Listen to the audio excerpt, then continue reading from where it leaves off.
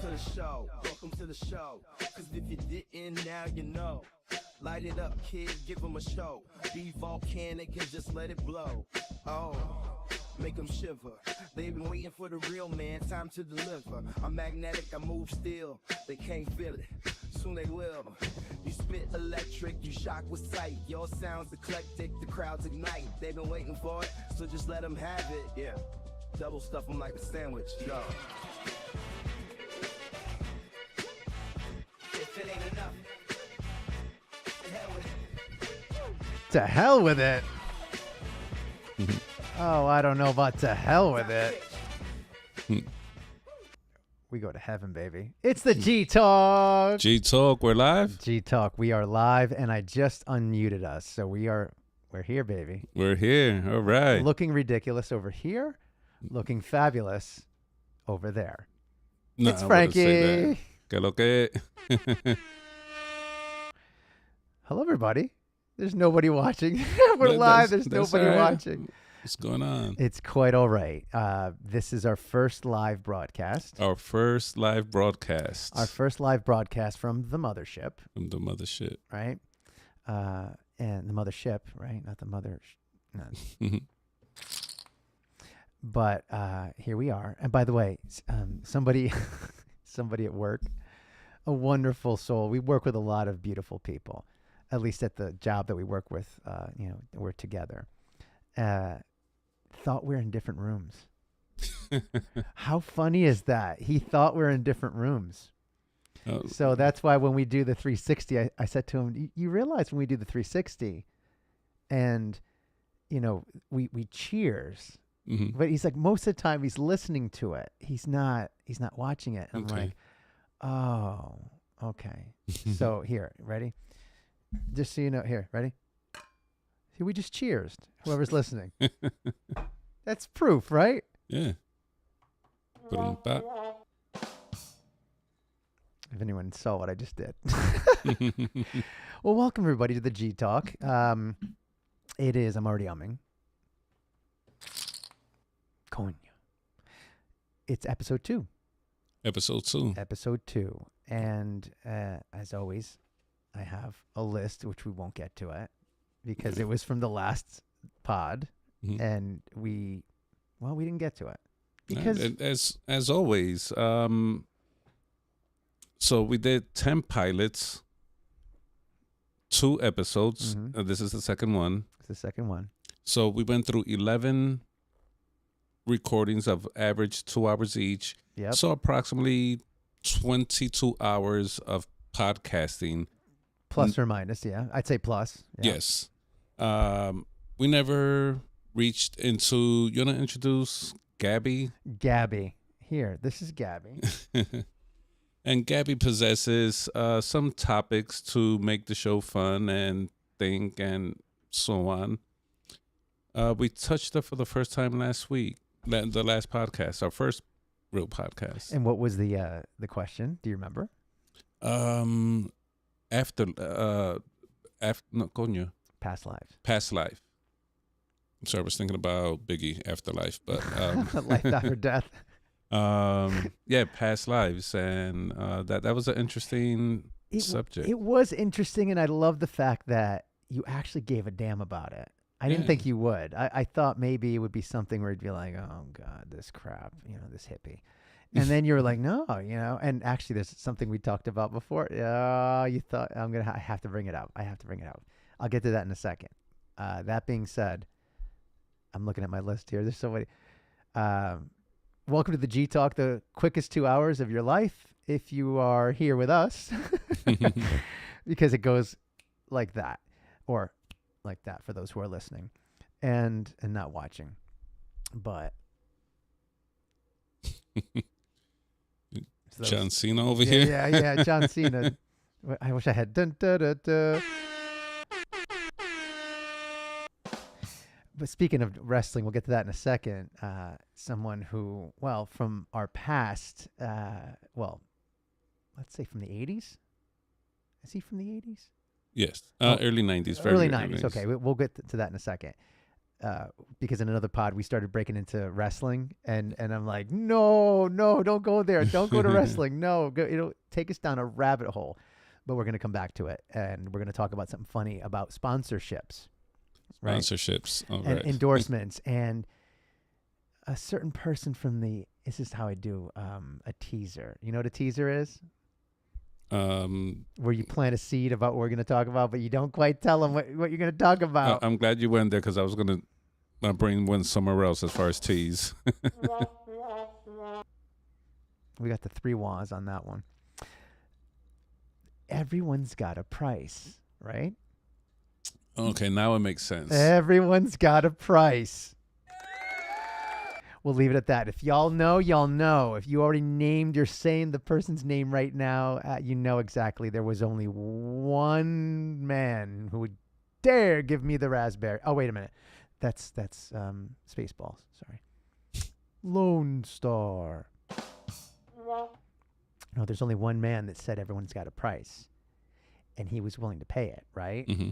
But we'll get to that in a second when we talk about sponsorships and endorsements. So, Frankie, speaking of the shortest 2 hours, what's the longest 2 hours? Maybe a trip from JFK? Yeah. Freaking traffic in Queens, man. They're never going to fix it. They're never going to fix it.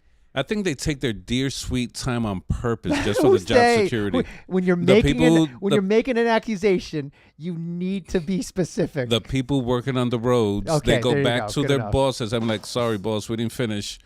It's for the 900th day in a row. Like, yo, you've been on this since '93. What's going on here? You know what I'm saying? Good job. Or shall we? We'll give them a wah. They're only worth wah. You know, with the tolls now in Manhattan, you can't even get through the wah. Do you even want? Speaking of wah, do you even want to talk about it? Because we just talked about it, and it made my head hurt. But real quick, describe. Because I said to you, I said JFK. I said, by the way, I look ridiculous. Yeah, I want to wear a hat, but because of I can't. So a headband's as close as I'm going to get, and no one's looking at this. I mean, please, they're over there. They're looking over there. Hombre del Pueblo. Oh, we went Actually, back? no, there's something else there, but since you mentioned it, this is my favorite part of. Really? Okay. I'll start with me. Okay. Ja. Mischievous little devil. Frankie, after his 2-hour trip from JFK, Hombre de paz.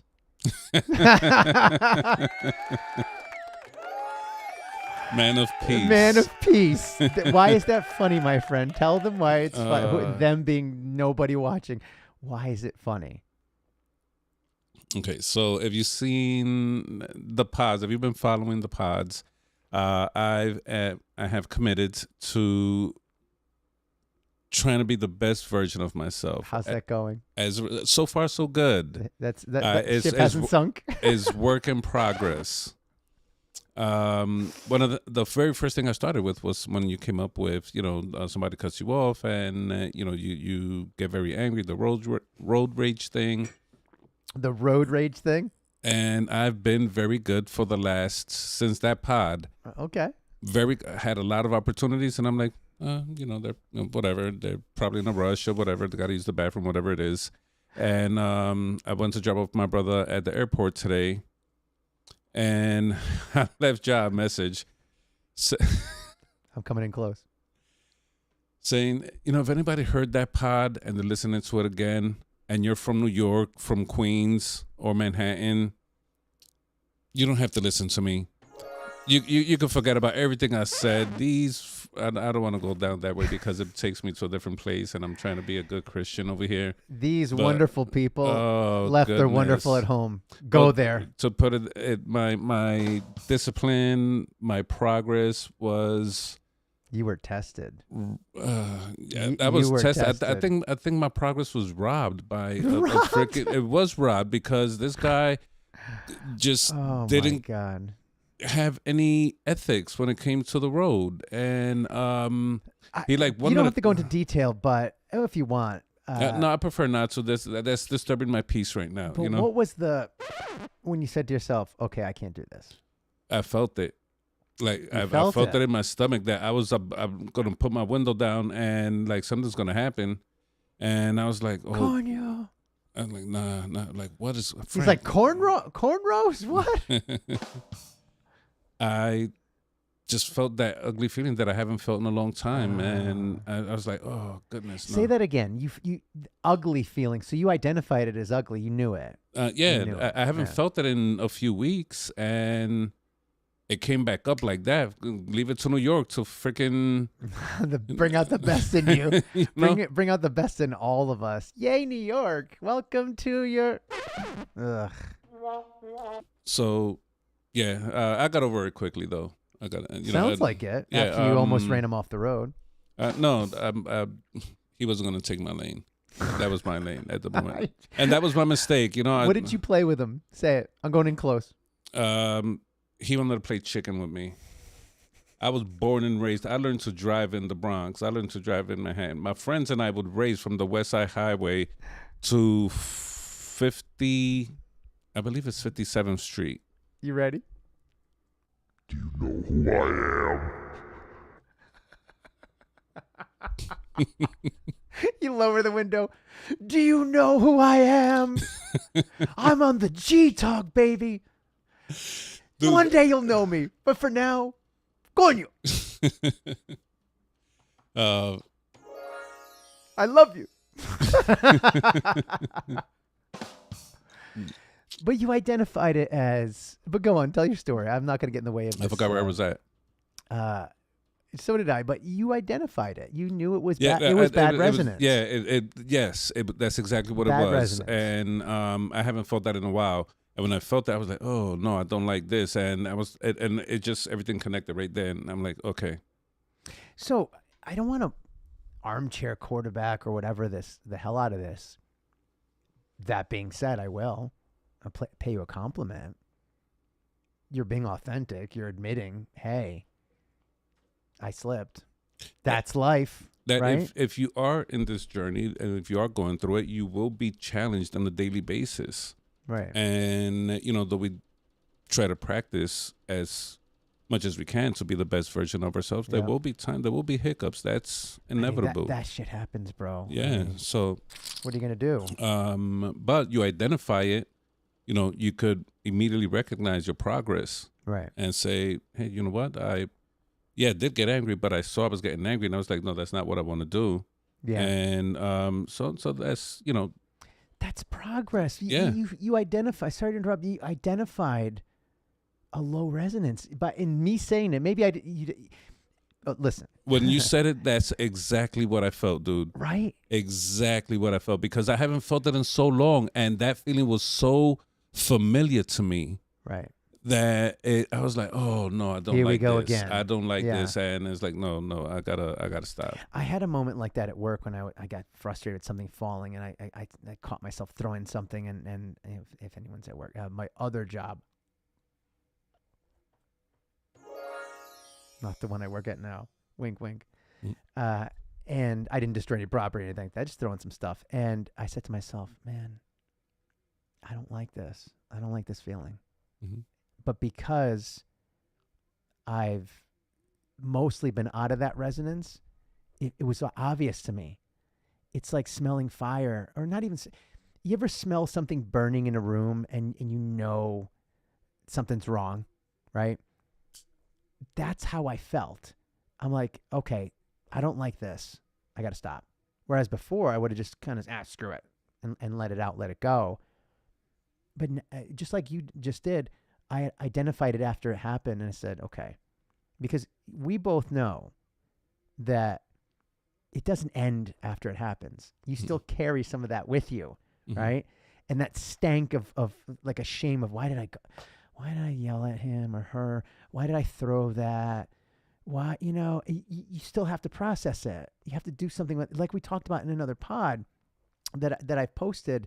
I've been chopping up all the pods for those who are watching, which is nobody. and you could see one of them. We talk about, what was it? It was words, right? Words are weapons. I think it's what it's called. And I asked you, I said, Frankie, what words, if I give you words of low resonance like hate or anger or criticism or whatever, right? What words could I do to pull them out of you instantly like they went in? And we came to the conclusion there are none, right? There are no words like that. Well, in the same way that you have to have work to do with that, when you engage in something like a road rage type of situation or me at work throwing some shit, you still have to deal with it too. It has some stank on you, right? You have to, the resonance is still in you, even if you identify it. It's like the bug. It's like, where's the bug? It's still in you. You still have to deal with it and rectify it. Whether it be, I'm ashamed of what I did. You have to apologize to someone if no one was around for me, but in your case. But I guess what I'm saying is the best way is to avoid it, right?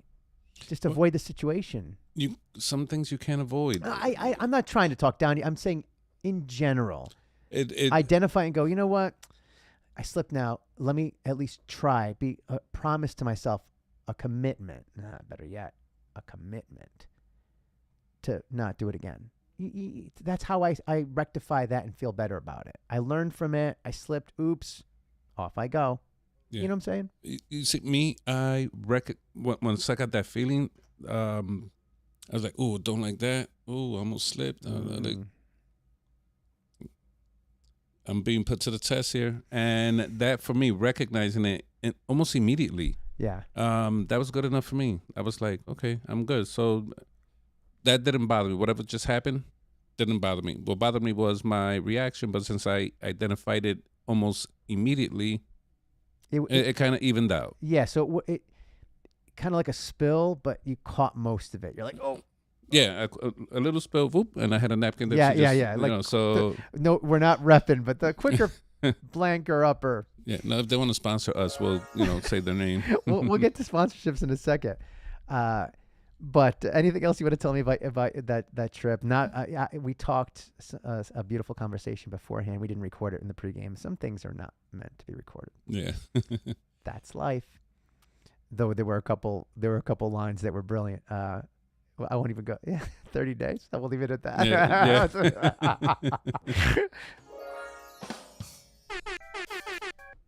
I don't know what that was. So, welcome to the G Talk for those who are watching, which is nobody right now. But one day, we might have an audience. And one of the things we're going to talk about in a second is sponsorships and endorsements. Not that we're fishing for any, but we've joked about it quite a bit in the show, right? By the way, what are you drinking today, Frankie? I'm drinking whiskey. Okay. Would you like to tell us what kind of whiskey? Yes, it's the type of whiskey that if the company was sponsoring this podcast, I would gladly mention their name. And we'll leave it at that. It'll be a smooth transition. We can walk our way into the next subject matter. So let's just get to it here. For those who... Anything else you want to say about your trip to JFK, or are we good? We're good. I made it back here on time, the time I wanted to make it. So you did. You're good. Yeah. You're good. But to put a bow on what we just talked about, part of it is we're not trying to be perfect. I mean, that's not the goal. That's not authentic. It's not, because authenticity is I'm me, but sometimes I get myself into situations, whatever. It's how I handle it after, right? And again, if I can't handle it during, right? And I felt what I felt today, I never felt it before. As like this happened, I'm reacting. I never had any pushback on myself, right? But I have this thing tattooed in my brain that I am dedicated in being the best version of myself. I just want to. It's time. I'm 50. It's 2025. It's now or never. And I had a little good practice the last month of December. I think you're selling yourself short. I think it's been transformational, but that's just my opinion. Not me. I mean, what's happened to you, I think, has been a miracle or whatever. Not a miracle, but it's been amazing to watch. So, and I think just the fact that you can say that, how you handled it, I think it's progress. You know, I'd ask your sister, tell us what she thinks. I mean, what does she know you to be when it comes to the car? Oh. Here we go. Yeah, I mean, Hombre de paz, right? Yeah, let's use that. Yeah. Hold on. Oh, I put a thing on the screen. What is this? What the hell? Sorry, people. I did it again. You. My lefty's not doing so hot today. I call that progress, though. If you're able to narrate in time, like you say you did, and then come with the realization, shit, I didn't like how I felt. I didn't like what I did. I'm committed to not doing that. I'll get it the next time, but I didn't thankfully elevate this to something dangerous or something dumb, right? That's progress. How many men in your family do you think are able to do that right now? I'm not trying to have you call anybody out, but men, because again, we can't speak to men out there or beautiful babies or women. We can only speak about the people we interact with. Mm-hmm. How many men in your life, Frankie, do you think would be able to handle a situation like that the way you did? Well, my brother never gets mad. He's the most calm person I've ever met in my life.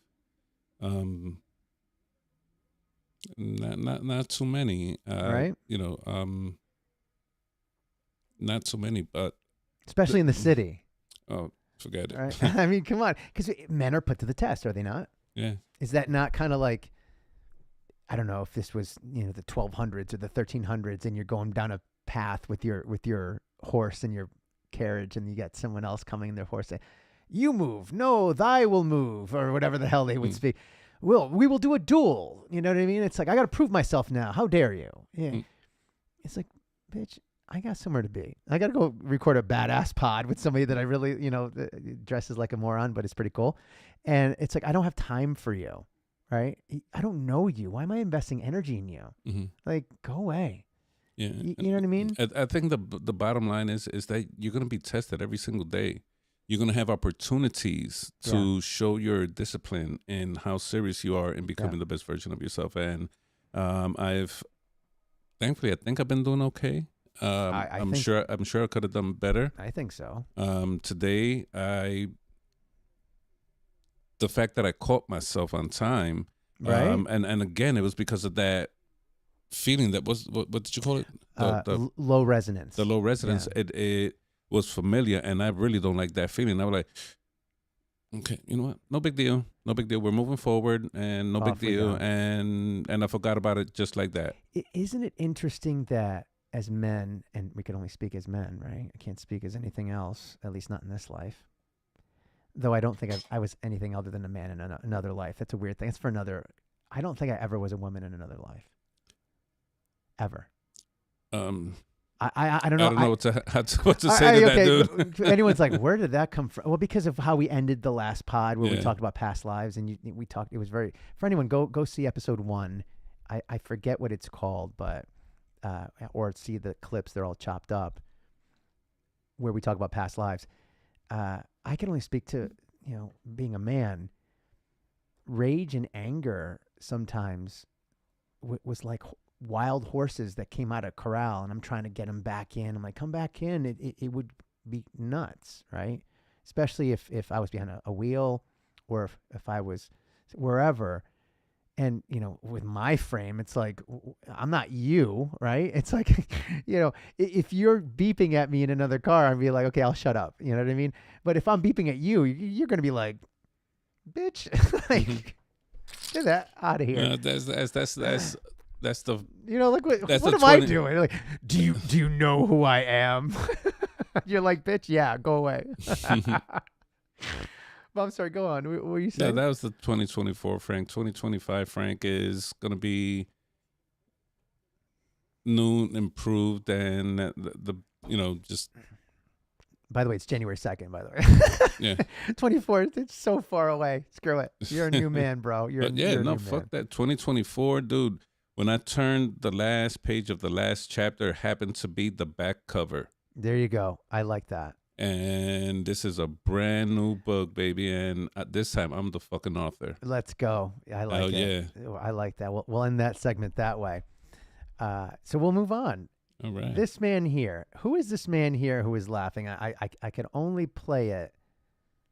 Oh, I'm clicking on the wrong thing. My mistake. I can only play it. I can't put the sound. But who is this man right here, Frankie? That is the $1 Million Man, Ted DiBiase. Ted DiBiase. And we're probably bringing a little bit of 80s, 90s nostalgia. That was his move, right? When he was like... No, I actually forgot his move. These are all his top moves, like a backwards figure four leg lock. It's all sorts of nonsense. That was probably his finisher, the leg lock. Oh, yeah, it was. It was. After that, they'll submit. Do you know that that would never work? Like, if you ask anyone from like the UFC, like Joe Rogan talked about that, like the figure four leg lock is such a nothing move. Like, it's so stupid. Kidding? Okay, I could tell you never been put on the figure four leg lock. I guess it would hurt, but I guess what they were saying is there's ways to get out of it. Yeah, and you can, when in a UFC fight, it's very difficult to get a professional fighter in a figure four leg lock because you have to kind of put your leg through. You have to like dress it up. It's way unless they're too passed much. out, right? You know, their defense is way too much to do. Well, you know, everybody knows it's scripted. He was the first one, I think. Sorry, to do drop the guy on the ropes with the net. I think. No. That's the slingshot suplex. I believe that came from either the Freebirds or the Von Erichs. Oh, that's right. He stole a lot of his moves. Yeah, this is my area of expertise. He was a really great technical wrestler, wasn't he? I wouldn't say technical, as far as, you know, he's no Bret Hart or no Chris Benoit or you know, he was a good entertainer. But he was pretty tight with this. Like, in other words, he seemed to come across. Sorry, people. This is a early '90s wrestling thing. The tangent that we should have had in another pod, and I was itching to come back to. So you'll understand what this is all for. I heard he was great to wrestle with because he just knew wrestling, and I could be wrong. Maybe I misread it. Maybe I'm confusing it with somebody else. But the way he carried himself, this kind of like he was kind of like Trump of wrestling, was he not? I mean, Frankie, was he not like the Trump of wrestling? The way he carried, he's very cocky, and he was in limos, and he had supposedly a lot of money, and he could buy people out and make them do stupid stuff. That's an interesting way to put it. I guess he's not the Trump. I mean, again. But I think technically he was a much better wrestler than I would have expected him to be for the kind of character he played. You know what I'm saying? He look at against Ultimate Warrior there. You know. Oh, the Ultimate Warrior! My God, rip. That's dangerous what they're doing, by the way. Like, yeah, that's a power driver. It's dangerous. You have to have a lot of trust in the guy. Yeah. Right. Also, Owen Hart broke Austin's neck with that. Yeah. And it kind of he was never the same after that. Boy, that match he had to go to after the match he had to go to the hospital. But he finished the match, right? I think he finished. Yeah, and it was like he pinned Owen with the last bit of energy he had. That's crazy. And Owen had to just like submit to it. But hey, Frankie, it's fake. Well, I mean the. Tell Steve Austin if it was fake or real. Yeah, go ahead, ask him. Yeah. Oh my God. Or any of the guys that are walking, or Mankind. What was his real name in real life? Nick Foley. Ask Nick Foley. Mick Foley. Mick Foley. Ask him if it was real. Yeah. I mean, some of the matches Mick Foley had, my God, with his tooth came out of his lip on one of them. He fell from like way the hell up. He put everything into it. Yeah, and that guy was legit. I don't. It was tough to watch some of his matches. Arn Anderson, look at that. Arn Anderson, that's my man right there. Arn Anderson, wow, this is turned into an entire talk about a technical. The Four Horsemen were all technically Oh good. my They goodness, were incredible. I loved them. Can you name them? The originals. What if I try? Because Go ahead. You can try. I'll give you a. Arn Anderson, Mm-hmm. Ric Flair. Yep. It wasn't Ole Anderson, was it? No. Shit. Diamond Dallas Page? No. No. It was like some guy like, okay, I can only get two. Barry Windham Oh my God. Okay. and Who was the fourth one? Remember they used to hold up like yeah. the four? Who was the fourth one? Put in the comments, nobody that's watching. Put in the comments who the fourth one was. Flair. Oh my God. Anderson, Barry Look at Windham. that leotard. That was that wasn't Bret Hart. That was the other Hart, Neidhart. Jim the Anvil. Yeah, wearing fuchsia pink. Yay, 90s. My God. Oh, I love wrestling. We got to move on, though. So the reason why I brought up Ted DiBiase, for those who know, you know, right? He said famously, everyone's got a price. And basically what he would do, and I didn't have footage of it, or else I would put it up there. He would go on stage, if you remember, Mm-hmm. with money, and you would pull people from the audience and have them do the dumbest stuff. Mm-hmm. Like one lady, I've got the picture in my head. He made her crawl across the thing and like bark like a dog, and he was throwing money on it. It was kind of demeaning, you know? It was kind of misogynist almost. Some people would say it was. But he did that to everybody. Mhm. Man, woman, child. He really, the point being, and I don't know how much of it was him and how much of it was kind of the acting or whatever, because I don't think he was like that in real life. I don't know. I didn't read about him. But it was kind of the storyline of the 90s. It was very Gordon Gekko. Everyone's got a price. Greed, greed, greed, right? Mhm. The idea being money is not, going to buy you happiness, but it's going to buy you something, kid. Wouldn't Mhm. you rather have something instead of nothing? Mhm. Here, get on your freaking all fours, speaking of four, and lick the freaking the mat, and then here, take the money and go, this dirty money, you skank. Like, that's how he treated people. I remember seeing it. He even had a belt. Remember his belt? $1 million belt. The $1 million belt, which I think was real. It had diamonds and stuff on it, right? It looked like it. I thought it looked so stupid with it had like dollar bills on it, but like diamond encrusted. But it was pretty badass for who he was. I really liked that, but I was like, wow. I can't believe WCW's over here. I can't believe we're watching Arn Anderson WCW. It's got to be like 86 or something. Oh my God. Look at this. Oh my God. They had to be so strong. What he's doing right now is not easy. That's a lift. Yeah, but the opponent helps him. They jump off the. But still, he's still lifting him. That's quite a. These guys are 200 plus pounds. It's a lift, kid. Even with a spotter. I mean, that's on your lower back, Mhm. bro. But let's go back to Ted DiBiase. I'm gonna put this away because I'm getting distracted. I want to watch more top moves of wrestling. Mhm. The idea being, everyone's got a price. Mhm. Well, here's the question, my friend. Mhm. Is he right? Even to this day, January 2nd, Sugar Bowl's going on behind us, 2025, I ask you, Frankie, does everybody have a price? Go. 33, 59 in. All right. So, does everybody have a price? Coño, it depends what it is. It really depends what it is. Well, let's would- talk about it. Would for you a second. Would you smack the shit out of your mother for $1 million? You know what I'm saying? I'll get back to you on that one. I'm joking. There's some people that was like, "Give me 100. I'll do it right now." Here, I'll give you $100. You tape it. Um, By the way, we're broadcasting from the mothership, so I've got to be very careful. Love you, Mom. Go on, though. Would you? Well, here, let's narrow it down because we could go because this is very vague. very vague, and we could get into some really messed up stuff. I've had some conversations in college with people where we went dark on would you blah blah blah for a certain amount of money, and explored and it got dark. We'll leave it at that. let's do sponsorships, endorsements, because we've joked about this on the pod now for, I don't know, 12 pods. And we always joke about, hey, if you're company XYZ, you should endorse us or sponsor us.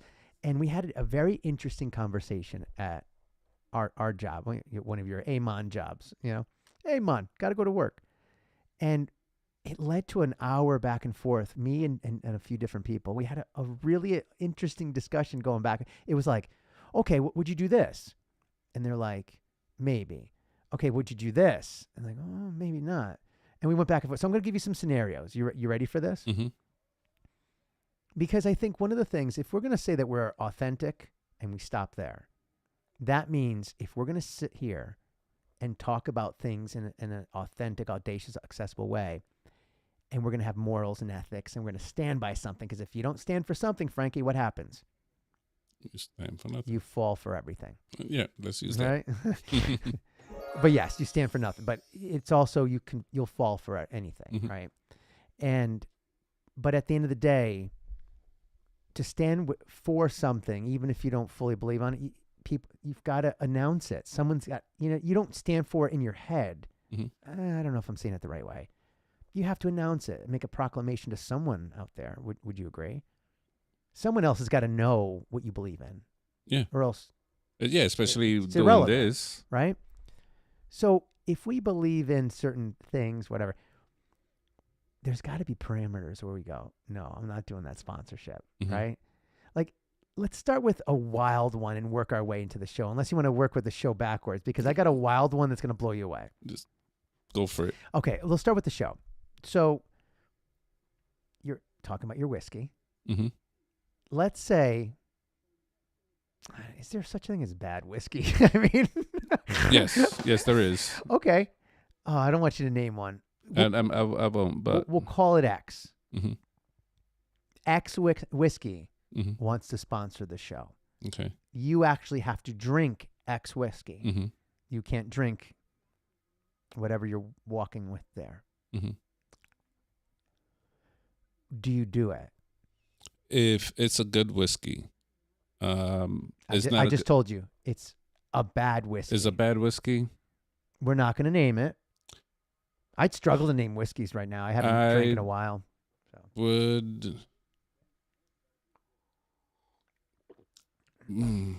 What's the dollar amount? You see wow, that's good. That is very good. Very simple. That is simple. Very and it's good simple. because it's like I can't. Can I ask you a question? Why are you struggling with this? Shouldn't it be obvious? Whiskey's whiskey if there's money involved, right? A free whiskey is better than no whiskey, is it not? Well, no. Sometimes if the whiskey's that bad, I'd rather have a beer. You know what I mean? Like, what amount of money can I throw at $10,000 a month? What if your cut was $5,000 or 10? Make it 10. $10,000. And I gotta say, I like this whiskey. You have to endorse it. You have to read whatever, drink response, the nonsense they say. You have to drink it. And, I mean, do you have to like it? I mean, you can't talk bad about it. They got to see you drinking it. So I put the bottle here, and I'm zipping it. You can't get around it. There's no way around it. You have to drink it during the show. Okay. Now what? Some people are like, bro, go nuts. You know what I mean? I'll have 2 cups. I'll switch them.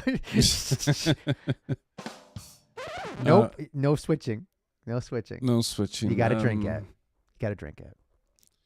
I'll do it in a limited time basis. It's like, okay, I'll do it for 3 months. Yeah, and not forever. Yeah, I'll do it for 3 months. So your solution to that was, I'll try it. Not something that's against my morals. It's against my tastes, right? Yeah. It's a different story, correct? Yeah. Okay. You ready? Because I don't drink, so I'm going to turn it on me. What if, like, White Claw? Do you know what a White Claw is? Yeah, that's like the seltzer thingy. Okay. Yeah.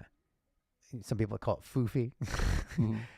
What if White Claw came to our show and said, we love what you're all about. We love Frankie. Hombre del Pueblo. But we think you could drink our stuff. Ja, you can do it. We'll give you $20,000 each. $20,000 each for you both to be drinking White Claws and talking about it. Before I answer, or do you want me to answer first? What would you do? Now you can't drink whiskey.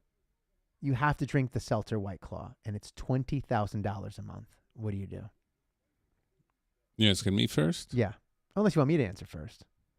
What I would say is, my man Ja don't drink, and if he's not going to have it, take your offer. He's not drinking. So you're saying no to $20,000. What if they said now only you can drink it now? Like, okay, where do I sign? Where is it?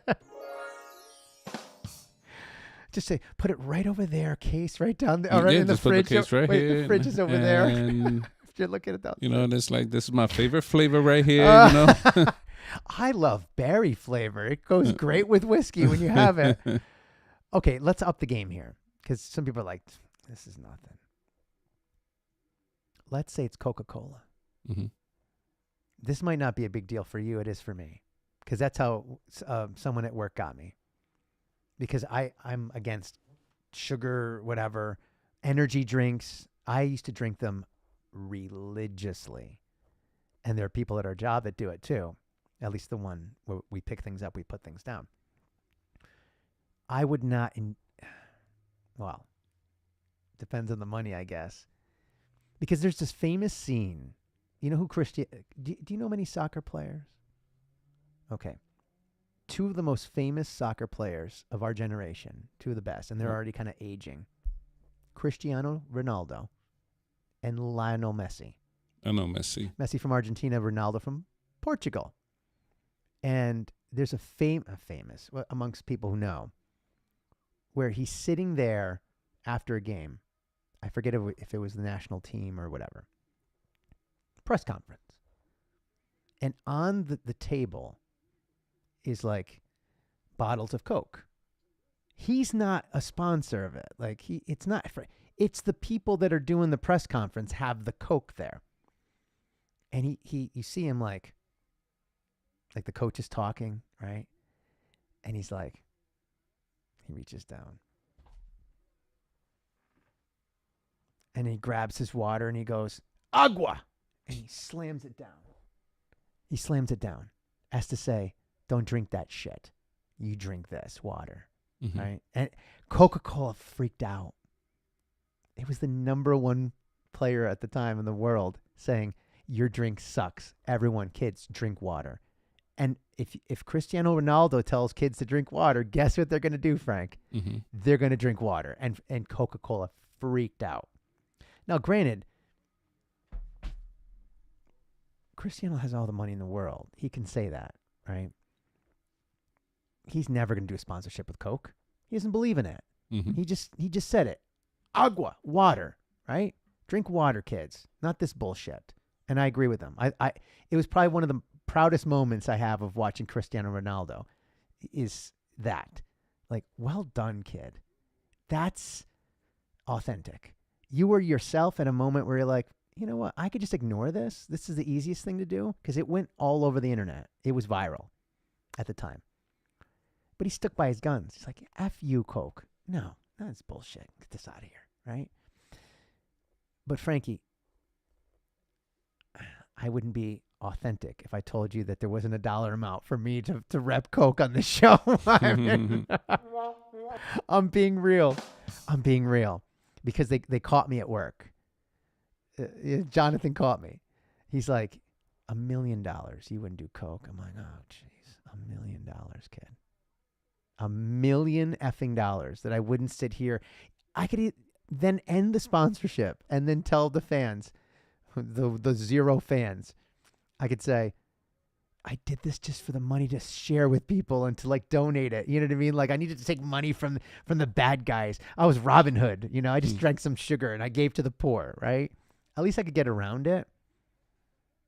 But would you do something like that? What's your equivalent of not like what is your equivalent to Coca-Cola or energy drinks? Like because I wouldn't want to see my kids watching me sell out to something that if they started drinking, I would tell them to stop drinking. You see what I'm saying? Mm-hmm. Like, what would I be selling there? Like, what is my price, and why did I? You know what I mean? Like, do you understand where I'm going with this? You know, we discussed it before, and I mentioned a couple of examples that things I would absolutely not participate with. Can you remind me? Because I'm not thinking of any of them. Like, what's your equivalent of what I just said? Do you have an equivalency to that? It doesn't have to be a product, like a food product. It could be anything. Like where you say, hell no, that's against my morals. It's tough, right? I don't think I want to go there yet. Okay. But there's a fine line between morals and business. Well, there's not a going. fine line. Keep going. I wouldn't say fine line, but my morals is like, I don't believe in this because I believe X, Y, Z. However, this is a business. Well, we're not a business, but if one day it gets to the point that it has to be treated like a business, and we are about to land one of the biggest deals this company's ever had, and it contradicts our morals, or at least pushes the buttons, not that it's going to kill our morals, but it's going to push the buttons, then, where's the balance? It's like, okay, you're going to make $1 million with this, you be able to pay off your house or buy it. It's going to change your life. It is. And maybe I'm making more of it than it is. I'll give you some other examples, some funnier examples that don't, because Billie Jean King, we talked about before, the famous tennis player, Battle of the Sexes in the 70s. I think it was the 70s. Said famously in a beautiful event in Dubai, it was Know Your Value. A bunch of the most successful women on earth went. I would have loved to have been in the center of that. You're talking about some power, kid. Wow. I mean, these women were, woo. And she's speaking to these women. I'll never forget it. She's wearing the green glasses. She's wearing purple. She looks badass. She looks so great. Billie Jean King. She's probably 67 years old. She says, ladies, it's about this: money, power, freedom. Like we talked about in our first pod with OnlyFans. Remember that? And that everyone wants the freedom, but before they get there, they need the power, the ability, you know what I mean? And I could give an example in a second. But money precedes it all. And she was talking to the ladies, basically saying, you got to take care of yours, ladies. Like, don't, you have to get yours. Get the money so you have the power. Mm-hmm. And then you'll truly have the freedom. Because guess who's got the money, power, and freedom right now? The men. Mm-hmm. Right? But she didn't speak about it in a way that was like exclusive. She spoke openly kind of to everyone. And I took that and I'm like, wow, you're right. I need money in my life, but I don't want it. I'm not looking to go back to a time where we didn't use money and it was all barter or whatever. Good luck with bartering, for God's sake. Here, take my towel. It's worth half a goat. You know what I mean? And you're like, go away, right? Mm.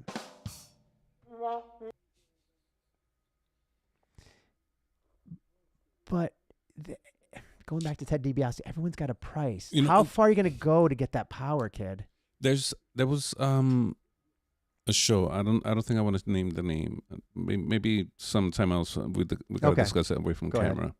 But it came down to a news anchor that was very popular because he didn't touch on the important issues. He just did movies, the things that were not important, and business was good. Like innocuous, yeah.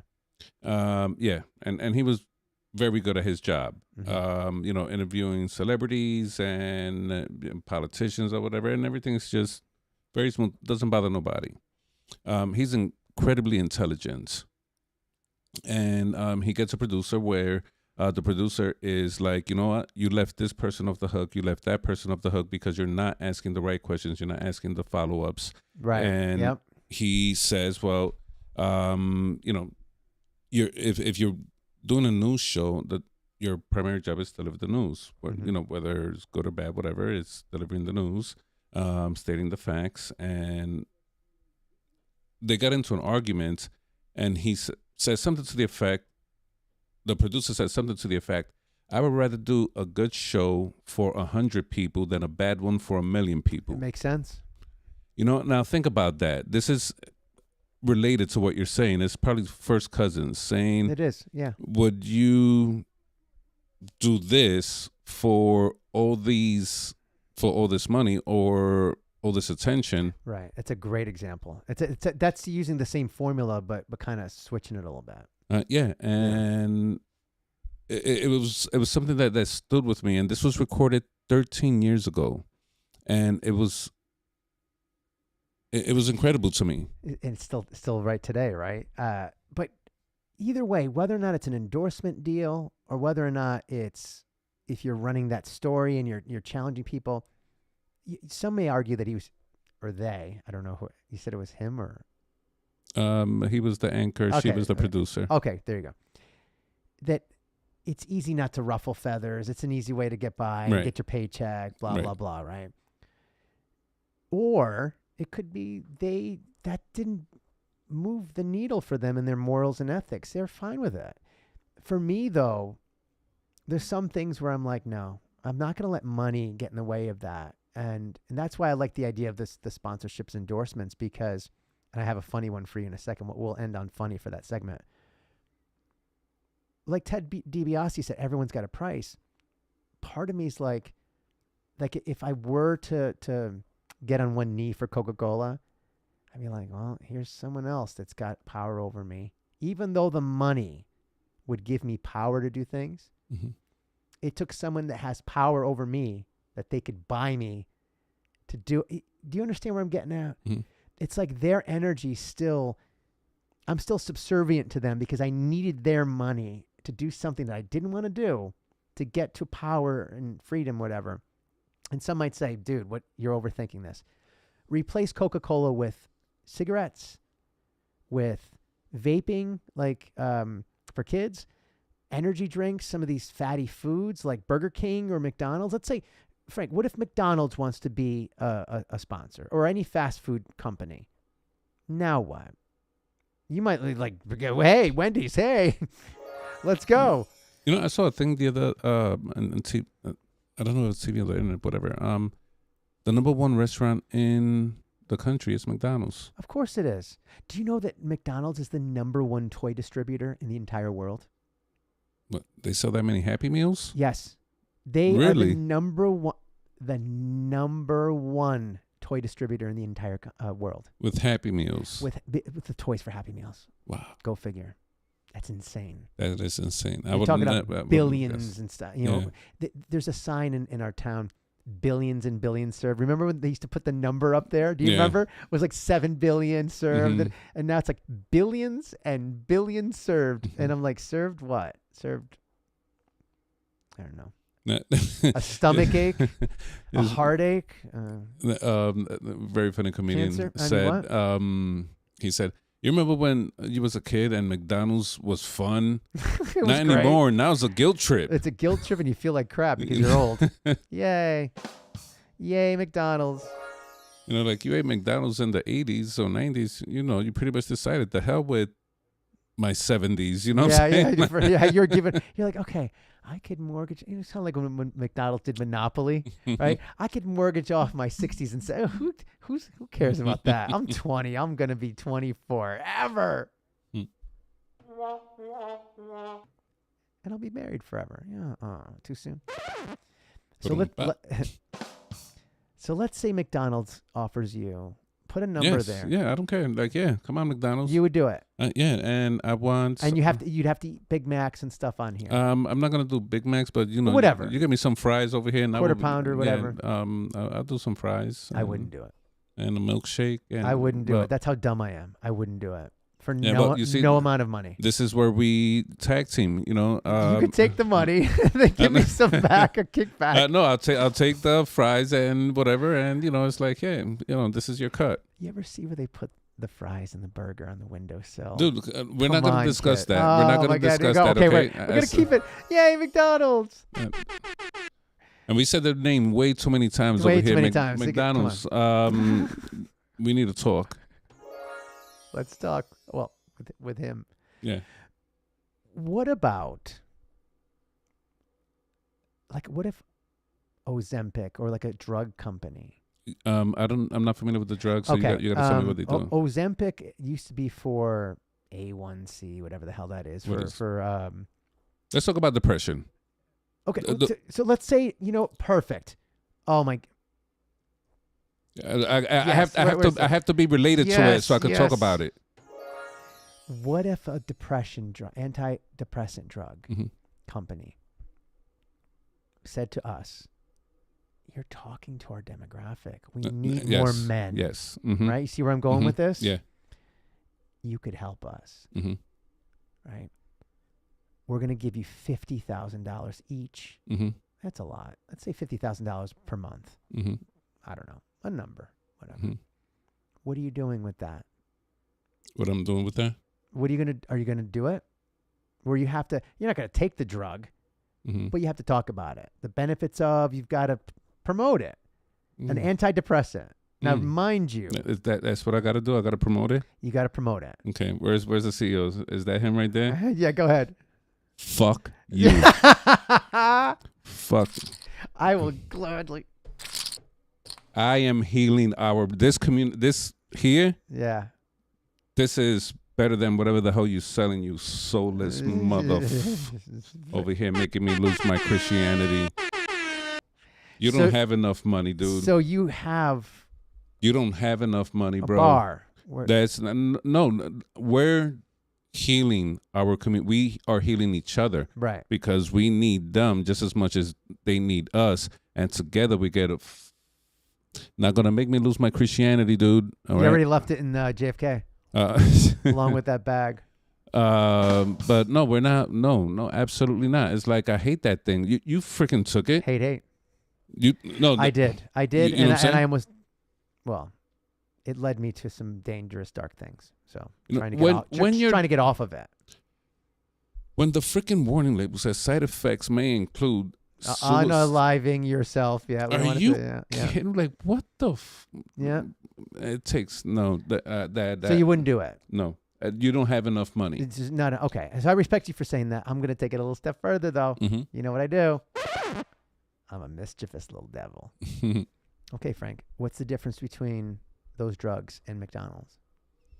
Because that's doing it to your head. Mm-hmm. The drugs or the antidepressants. Mm-hmm. Well, McDonald's is doing it to your body, is No, it not? I don't know. I don't think so. It's destroying. I've eaten McDonald's plenty of times. I'm totally fine.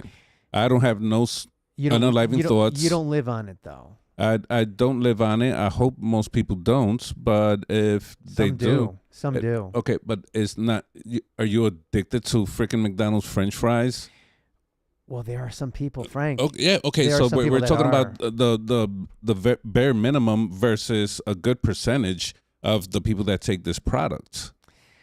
Here's a problem: obesity is horrible, dude, in this country. You know, obesity I don't want to say only exists in the United States because I've seen sumo wrestling. Yeah. But for the most part, that's intentional, though. It for the most part it's here. Like in Europe, Canada, South America.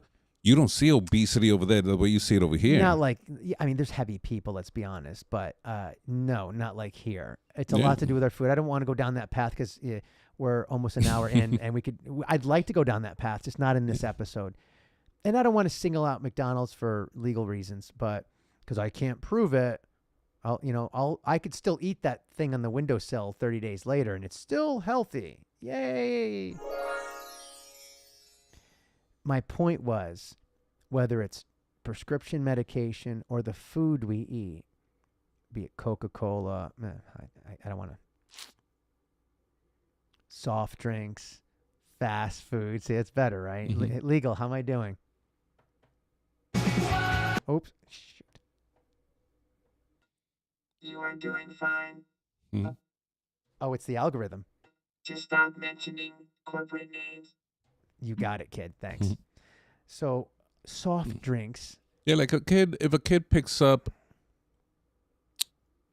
his sister's soda or his brother's French fry Right. and eats it, he's not gonna die. But if he picks up that drug that's over there, he's gonna have serious problems. I see and listen, I'm not disagreeing with that. We're not equating the two. I guess I kind of am. They're both part of the problem. Can we agree with that? Poor quality of our food and the drugs that we have to take as a result of the fact that we're very sick. We learned it in COVID, did we not?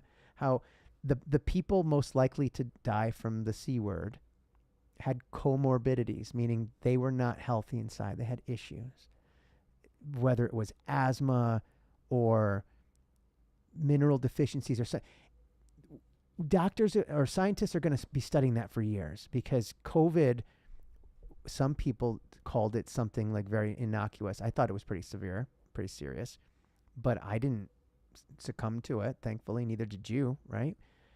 Those who did, we are sorry. God bless you and our condolences. But there were comorbidities involved, meaning they were not fully healthy. There was something about them. Either they were taking medications that was compromising their immune system, or eating a diet that was not consistent we really with health. We really don't know. I'll never forget in New York during that time, it got up to over 400 a day. You mentioned that in another pod. And, there's no way to say, oh, this person's diet or medical history. There's no way to associate it. It was just... But I'm telling you, the data that's coming out is that there were mostly... In other words, it wasn't just the COVID, because if that was, we'd all die. There was something else. I can't prove it, but the studies are saying that as the data's coming out, that there were other things that they weren't the healthiest they should have been. Either they had a pre-existing condition of some sort, or they were compromised due to medications, or their diet. They just weren't healthy, and they got sucker punched by this whatever, and off they went. I can't prove any of this, but I think you would agree that diet's important, is it not? I would say diet is definitely important. Of course it is. Like anything that relates to your health is important. So if someone was to eat fast food every day, would that be... If fast food every day, it's not the best idea. It's not the best idea because you're going to get out of shape. You're going to get fatigued easier. You're not going to be healthy. It's not, right. No. So, well, how many times a week would you say the average person should be eating fast food? I mean, you're healthy. You take care of yourself. Food twice a week, maybe. But here's the thing, Frankie. Not everyone's you. Not everyone's the hombre de paz or hombre del pueblo, or working out and doing things like you do, mentally and physically, right?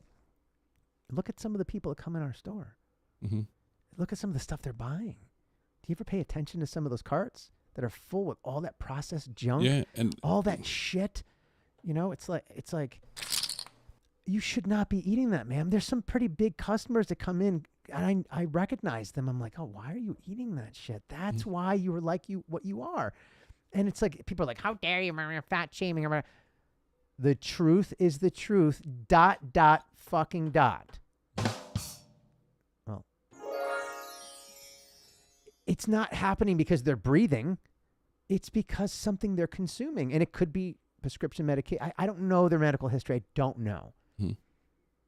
But I know what they're eating because I see it in the flipping cart. They shouldn't be eating that stuff. So my point is, if I then am promoting something that people shouldn't be eating more than once in a while, especially people that are not you, right? That are taking care of themselves. You're able to drink a couple whiskeys, have some fast food once or twice a week, and look like an Adonis, right? I eat fast food and I look like this. See, this is why you shouldn't eat fast food, right? Up close. Here we go. And that is the compelling case against fast food. Oh my God. Take care, everybody. You just killed that McDonald's deal.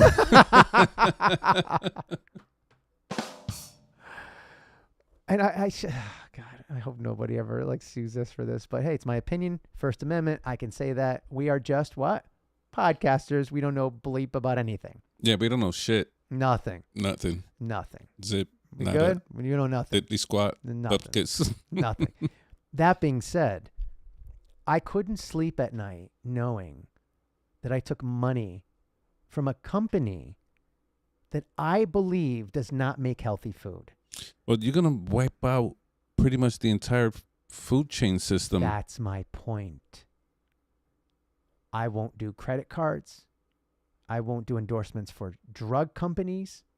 I won't do it for fast food companies, for alcohol, for energy drink. There's no endorsements. Okay, so there's no endorsements, Frankie. I told you if this company reaches out to me.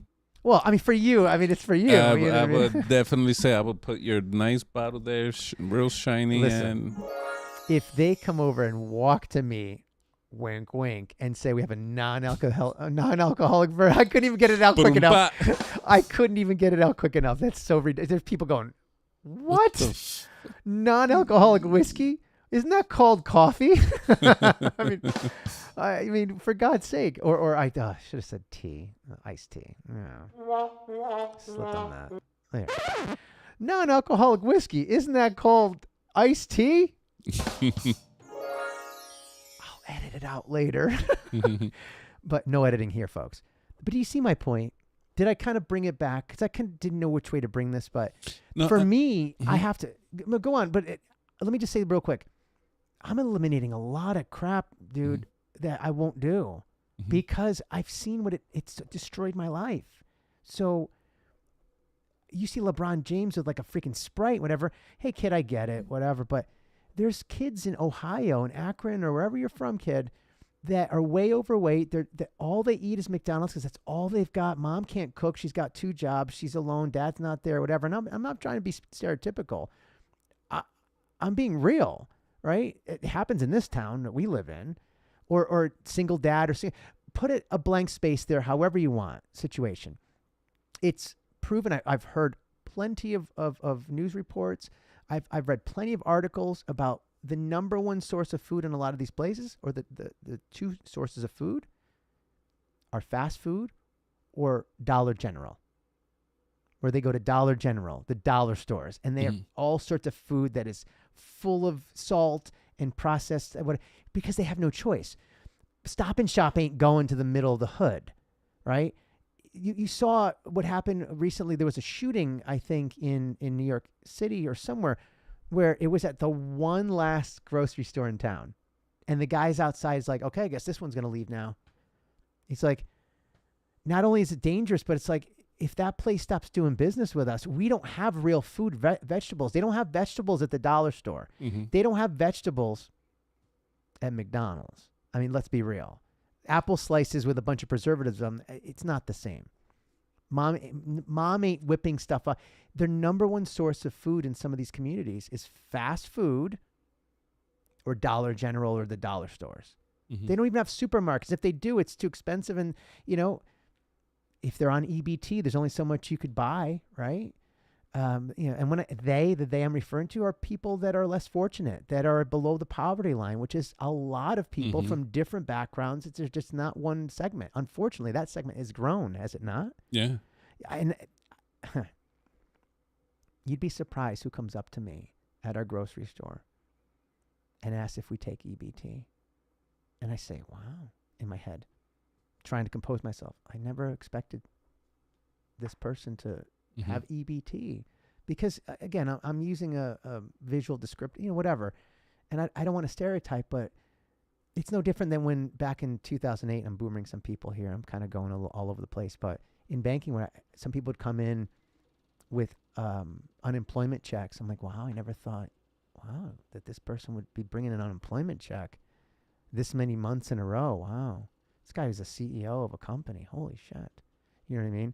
So you don't know how the misfortune of other people. You don't realize it. But I guess what I'm trying to say, let me wrap this up. We're an hour, 9 minutes in, and I want to get to something pretty powerful. I wouldn't feel good repping any of these companies.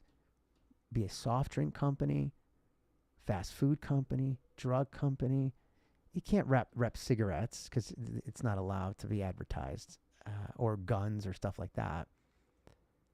I'm finding it hard to believe or to think of any one product that I would want to rep. I mean, there's probably some stuff I use, I guess. But I guess what I'm trying to say is, going back to Ted DiBiase, the $1 million man, everyone's got a price. Well, Frankie, then my question is, what are they selling then? Because he's buying something, is he not?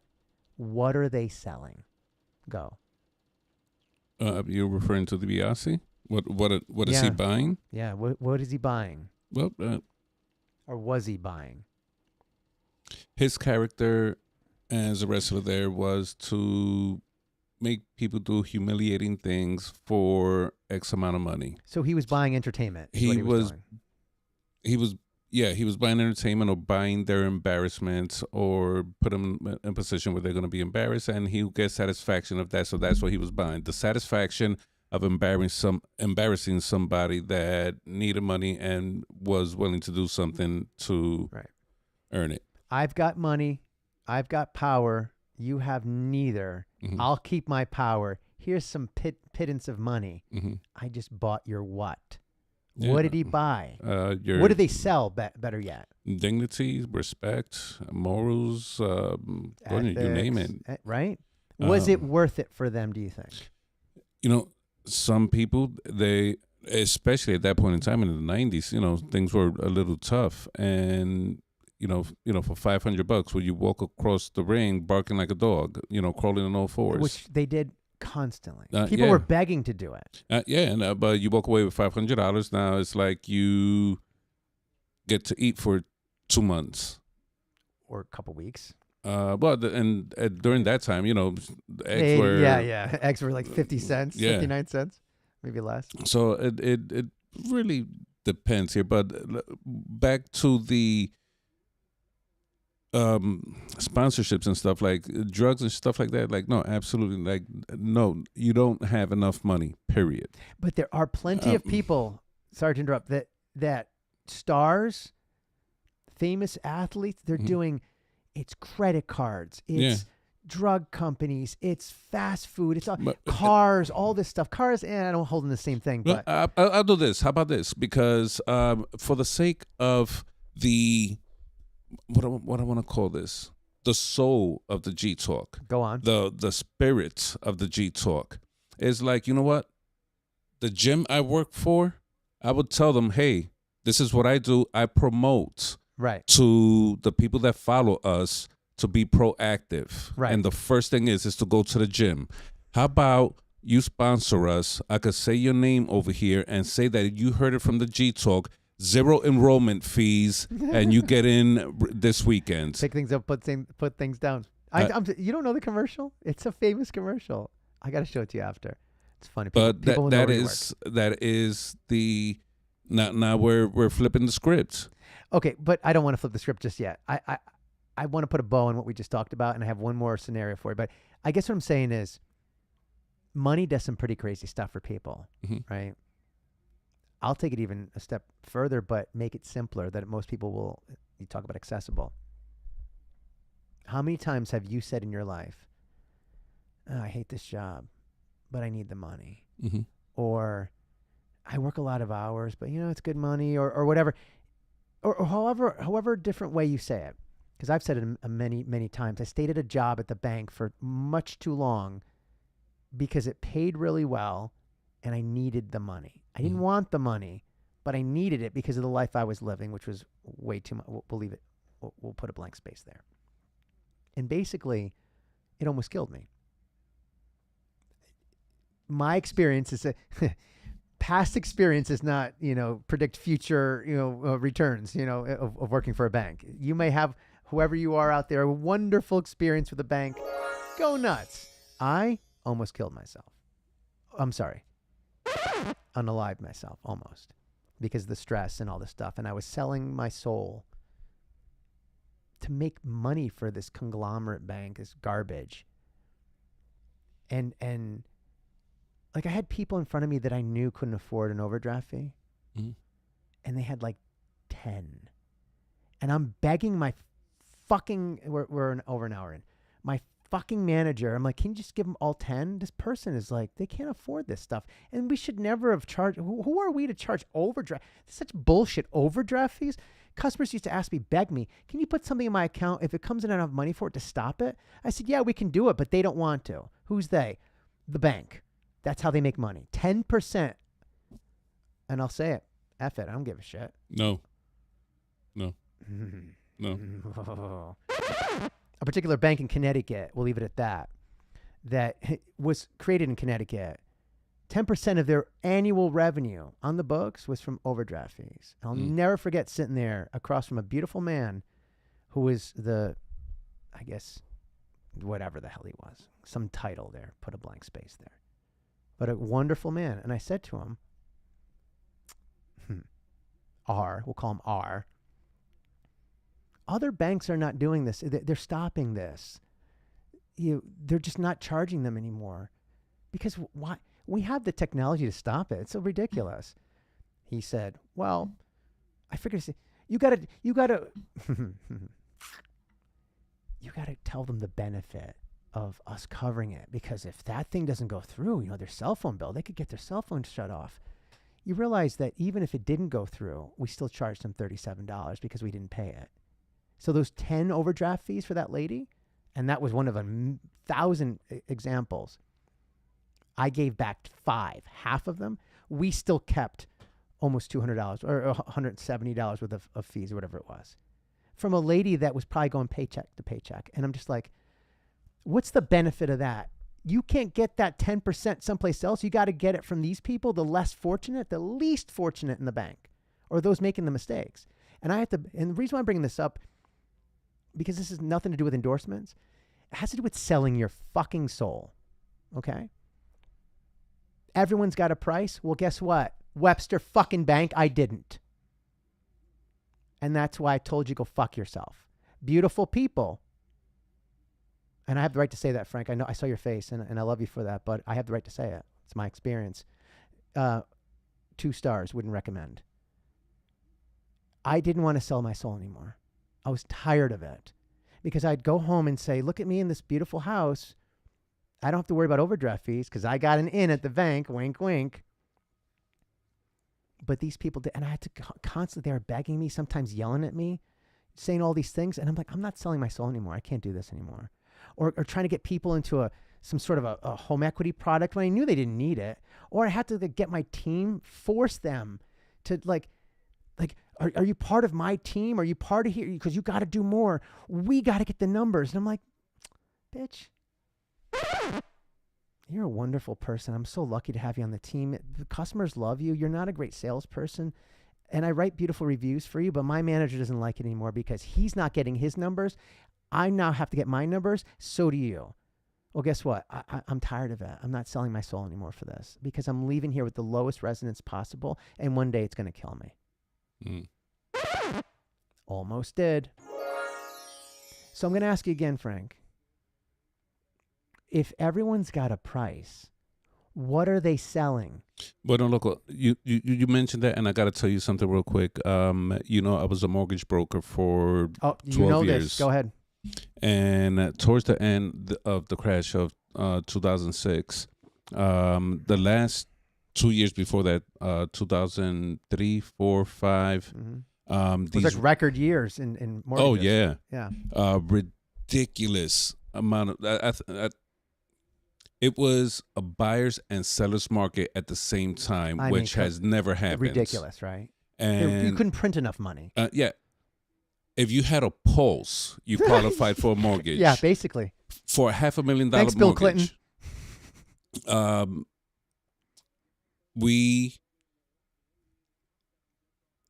I had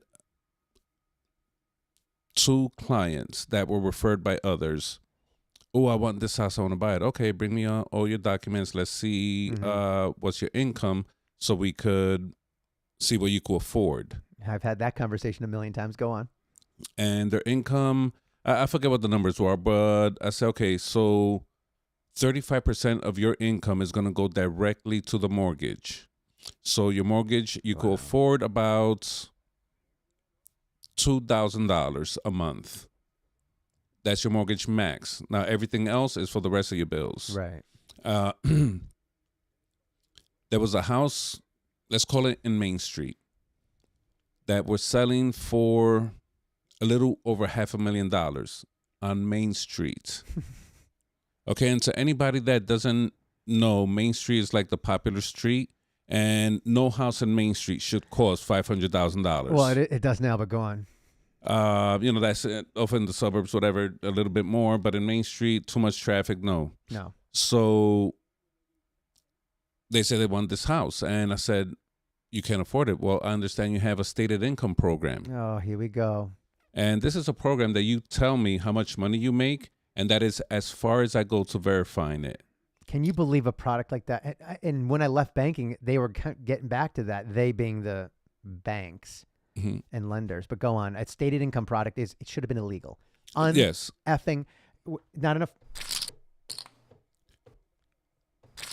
poker chips for that bullshit. So with this product, they'll tell me they make 3 times more. It doesn't matter. You could tell me you make $50,000 a month. That's what I write. That's the extent of it. Not kidding. No, you're not kidding. And they wanted this house. It was a little over 500. Bottom line is the payment was going to be around $2,800 or something. It was close to $4,000. Holy jeebus! Their verifiable income was about $6,000. Oh, for God's sake! And I was like, "This is 80% of your income. You cannot." And the rate was adjustable. Oh, that's right. The arms. Oh my God. And Frank, I was, and it was a small. I think it was like at 4 something, but still, it adjusts every month. And I forgot the name of that particular product. it's an arm product. It's like a it 7-1 arm. It was the LIBOR rate. Yeah. LIBOR rate. It was. It was cheap. like a 7-1 or a 5-1 arm, meaning it would be a it was the 5-1 arm. Yeah, no. It'd be an adjustable rate for 5 years. It would adjust to LIBOR, and then after 5 years, it would lock into whatever the rate is. No, at that time. It was actually backwards. Like a 327 or 525 fixed for 3 years or 5 years, and then it goes into an arm. Right. But this one was something different, and the bottom line is, this payment was going to take 80% of the verifiable income. And they said, oh, no, because we make extra money doing this and that. And house cleaning or landscaping or whatever, yeah. And I looked, I said, I morally am not going to give you this loan. You cannot buy this house. I saw that house is not worth $500,000. That house is not worth Frank, half of that. Someone else went and did it. Someone else did from that my own freaking office. I mean, because they were willing to sell their soul. From my own office, and I went to them. I said, number one, that was my client. Number two, I didn't give them the loan because they cannot afford that. How could you do that to a human person? And Frank, plenty of people did that, dude, and it led to the crisis. Everybody in my office did it, and that's why I got out. The exact same reason. I took the appraisal from that. I'll never forget. I'm not going to say names. I took that appraisal and walked to the owner's office, and I put it down. I said, look at this house. That house is over there next to Food Bag, a gas station. You see this house? $550? No way, right? Overpriced. It was a 3-bedroom, 1-bathroom house. It was like 1,300 square feet, if that. $550? And I was like, I told him, I said, I'm not going to say his name. Let's call him D. I said, this is something that's really, really wrong here. All these, because I've noticed it for the last few months. All these appraisals coming in, like, that house is not worth that. What is going on here? Same thing, sorry to interrupt, the same thing that was going on with the stated income, the appraisers would show up. I don't have proof of this. Wink, wink. I had proof. If I had to, I could, whatever. And they would say, okay, I'm here. Nice house. What do you need it to come in at? I've heard that. Right? I've heard that. So let's kind of, because it's an hour 24. Yeah, sorry, guys. Is that I saw your passion and it immediately triggered you went that through the family. Same thing. Yes, because I told this family, I said, you don't want to do this. So, Frank, put the unfortunate situation with the family aside. The equation is the same. X plus Y equals Z. Mm-hmm. You put yourself at X. Why they needed the loan or whatever, why they wanted to do something is at Y. You saw Z as bad. You forecasted Z, the on the other side of the equal sign was going to be bad. Mm-hmm. You knew it was coming down, right? Yeah. You were putting yourself at X for them. Mm-hmm. Instead of yourself at, I said that wrong, but you put yourself at their X to see what they were like. And you're like, wait a minute, I wouldn't want someone to put me in this loan. Mm-hmm. So therefore, I'm not going to put it for them. Yeah. Someone else in your office put themselves at X Mm-hmm. and kept themselves there. Mm-hmm. And they got the money. And they sold what? What did they sell, Frankie? Not a mortgage. Technically, what did they sell, that person in your office? Do I even have to say it? They sold their morals. They sold, leave a blank space there where your heart should have been. You, Mic you drop? sold, Yeah. you sold your soul. To make $1, you want to put this beautiful family, husband, wife with 3 kids. Ridiculous. They're going to struggle in the next 6 months. They're going to be homeless. And that's exactly what happened. I don't want to relive that whole time. We could talk about it another time. Yeah, because It gets dark. But my point is all of this. I'm going to wrap this up right now beautifully. yeah, You please, ready? Please do. Money is the root of all evil. If what you're doing is ignoring the evil that the money is going to cause, Mm-hmm. what do I mean by that? Whether or not it's money that you're going to bring in and you're going to do stupid shit with it, or whether or not you're getting the money by taking it from someone or something or for something that's going to cause harm to someone else. Mm-hmm. That money is wrapped in low resonance and you took it. Mm-hmm. It's still going to have low resonance when you go to use it. Guess where that low resonance goes? Into you. Mm-hmm. Because the money doesn't keep it, because you just gave it to someone else to buy whatever, some other company. A long-winded way of saying that stank of how you got the money, it's still on you, kid. Mm-hmm. And you're going to stink of it until you deal with it. And I got to a point, and I don't want to say anything more about the bank. I've said enough for now. I had so much stank on me because I had to. I couldn't do it anymore. It was eating away at me inside. Mm-hmm. And it's wonderful to hear you use, I forgot that you were a mortgage guy. You went through the same example. The equation was a little bit different, was it not? Mm-hmm. You went to mortgages. I was doing it with mortgages or home equities, which was a mortgage on top of a mortgage, essentially, a rate that was variable as well, against prime rate, not as volatile as the LIBOR rate, or is the other way around? Wink, wink. And then all of a sudden, 10 years go by, that new addition to the house, they haven't paid anything but interest on it because we didn't make them do anything but interest for 10 years. And then it becomes a fixed rate loan that they can't afford. No, that was the balloon payments that you only pay interest and the end of. Well, it's a home equity. It was the first 10 years was you can draw down whatever you want. Mm-hmm. We only required them to pay interest. That was it. A very small amount. Very small amount. And then after 10 years, I think it was 10 years, or was it 13? It was like 13 and whatever months. 10 or 30, I forget. I'm already trying to. They had to satisfy the balance. It turned into a fixed rate product. Okay, so that's not the same because there was the balloon payment that you only pay the interest, and the end of 15 years you got to pay whatever the balance is, which is right. That's part of the products. I'm talking about home equity credit line as a second mortgage on top behind. Yeah, the second lien. And we were pushing them so much. I'm like, oh my God.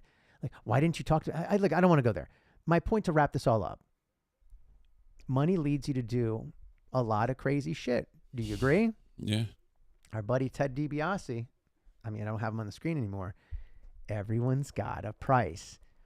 Again, you only put prices on things that are meant to be sold. What are you selling then, Frankie? If you've got a price, not you personally, but people, what are you selling? Because you ain't getting it back. Mm-hmm. If it's what I think it is, your soul, your morals, your ethics, your livelihood, I almost sold my life because it almost killed me.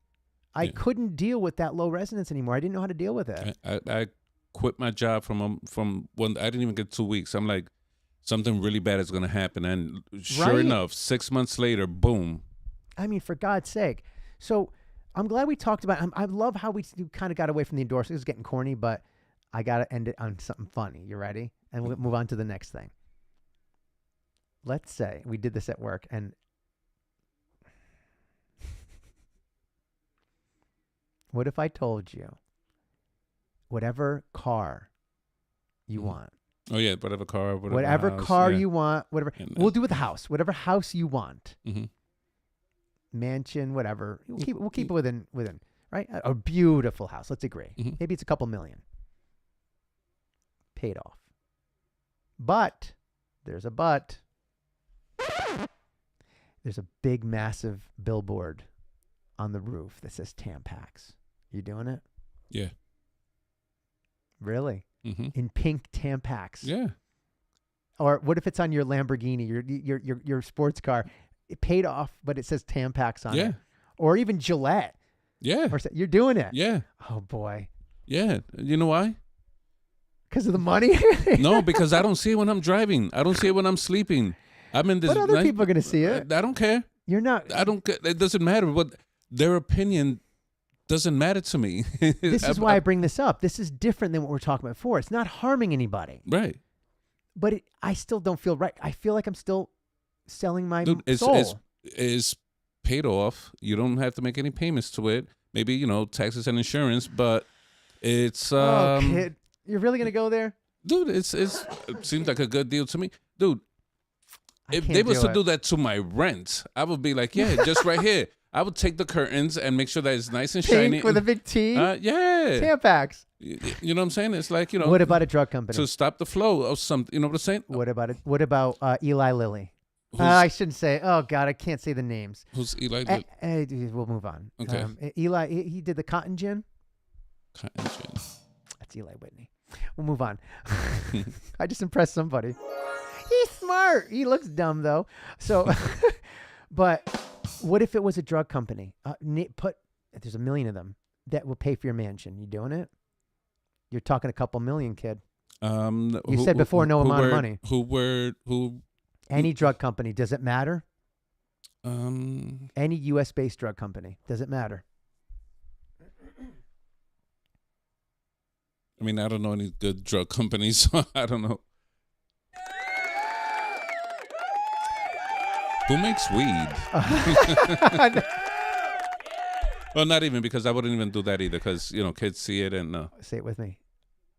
Hombre de paz, the man of peace. So let's wrap that up there. We've got an hour 33:13. Hey. Oh, no. We could do one of two things. Mm-hmm. We could talk goals, or... There's no or. Well, there is an or. We could spend the last 25 minutes on the Niagara Falls guy, because that story rocked me when you told me it. And then I remembered when I heard it the first time, and I'm thinking to myself, wow, putting life into perspective. Which way do you want to go with that? Because we could end with goals. Okay, so we'll do the Niagara Falls guy another, or do you want to do Gabby? Gabby is 145. It is 145. Okay, so let's do goals real quick. Goals for 2025. That means Niagara Falls goes to the next pod. It goes to the next pod. See what we're doing? It's one hell of a teaser, my friend. Mm-hmm. A beautiful story. Not a beautiful story. Excuse me. A beautiful lesson from a very dark, ugly story that I don't think is unique to just one, but this is one that we both heard, right? Yeah. We'll leave it for the next pod. So tune in. Tune in. So 134 in. Goals. So it's 2025. It's 2025. What goals do you have? What do people do for the New Year's always? Well, they go to the gym. They make goals. They got New Year's so resolutions. What's your goals? Because I did it in what I call a G thoughts, where I'm speaking into my phone and it's 5-6 minutes, and I could summarize but I didn't hear yours. So what are your goals for 2025? 3 or 4, nothing crazy. What are you looking to do that you want to put down and memorialize right here on the G Talk? What are you going to do in 2025? Go. All right. So my goals for 2025 really started in November, December. Go on. I want to take better care of my health. You want or you will? I want my 6-pack back, and I'm looking to earn it. You want to or you will is my question. I want to, and I will. There you go. Go on. But it's a pain in the ass, though, man. That shit is going you. It is. It is. I want to see this podcast succeed. How so? One time when we go live and there's a couple of views, I'm not even saying a lot, let's say 5. Okay. For one of them to send us an email and say, hey, this, I'm going through this. You guys went through it. You are helping me so much. That's a goal. That's a goal that I have to do my part to earn that achievement. Okay. With your help, of course. We do it together.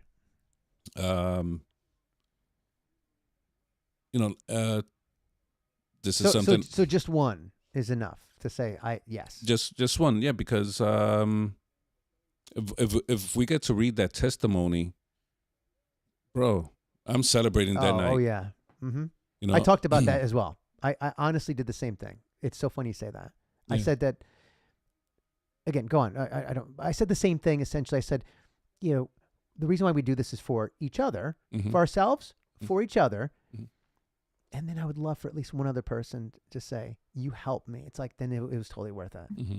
Right? It's totally worth putting ourselves out there. Yeah. But go on. Yeah.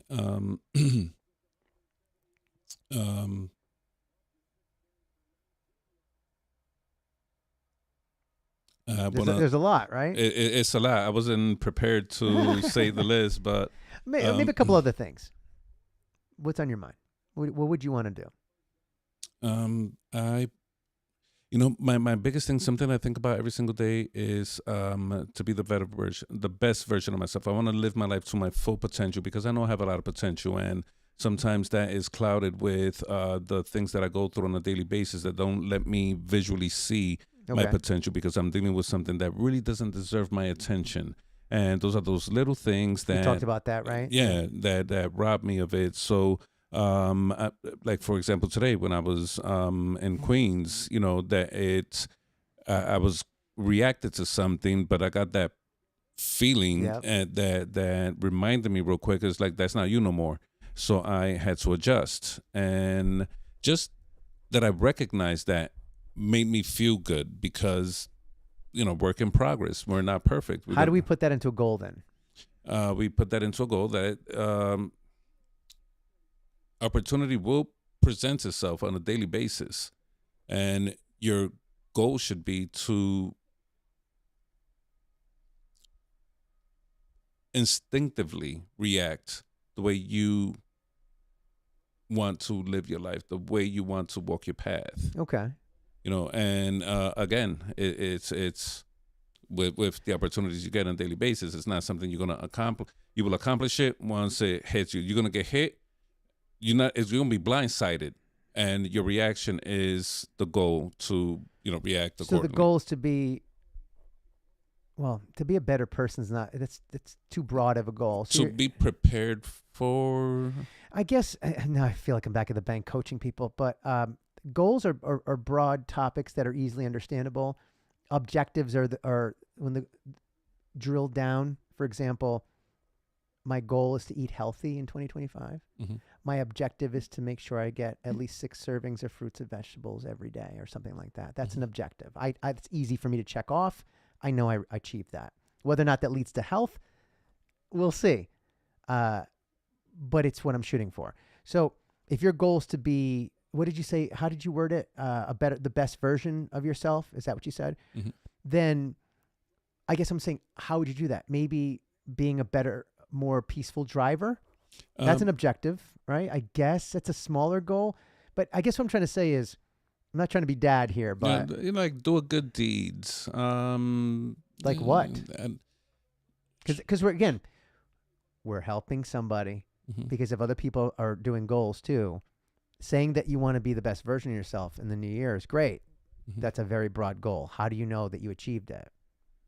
How would you check that off? And again, it happened in Coño, I can't remember the last part, but I remember it was the driving and it was the patience when you're at a stressful environment. Mhm. Like when I was in the mall for Christmas. Yeah. That was a very stressful environment That's a for juicy me. clip. And I'm really stressing myself out. Yeah. Like I am losing my Chicago over Yep. here. And Toledo. don't need to stress. It's the Saturday before Christmas, dude. What were you expecting? You know what I'm saying? Don't need to stress. So can we say that you're? I'm trying to move us along because we have less than 20 minutes, and we got Gabby coming. So you want to be a better version of yourself through your interaction with other people, right? I don't want to beat myself up for little things. Okay. Going back to the 5, the G plan.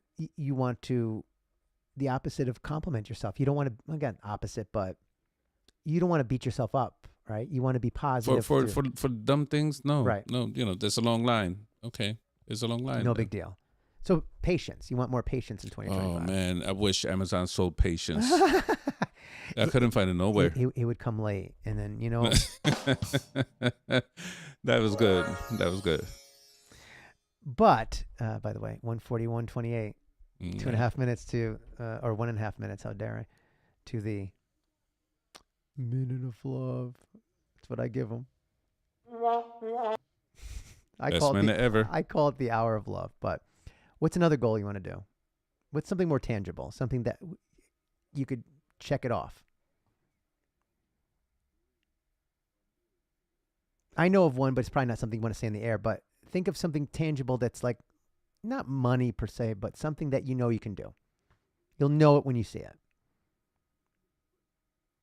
I'm not thinking of anything. I'm just saying I'm thinking of one particular thing that I just finished doing, wink, wink, that you might be doing. I gave you someone to go call. Oh.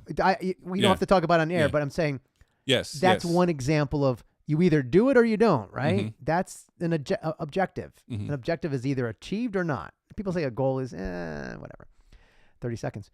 So what's one other goal you want to do? Because one goal that I want to do, words matter, that I will do, I will see my kids. Absolutely. I will. 1:42:42. I will see them. Yeah.